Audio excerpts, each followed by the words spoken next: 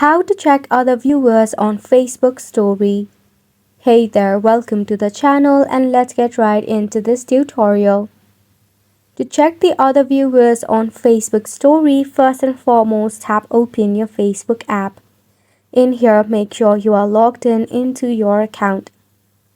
Now from here, you need to tap on the three horizontal line that you see in your top right corner. From here, click on the setting gear icon.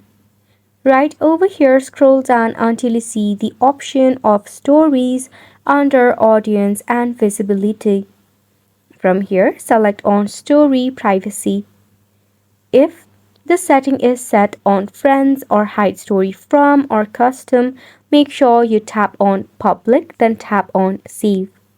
Once you select on this option, you can check out the other viewers as it is set on public and it will disclose the other viewers of your Facebook story as well. So this simple setting will help you to check the other viewers on Facebook story. We hope that you found this tutorial informative and helpful to you. Make sure to go ahead and give this a try and thank you so much for tuning in.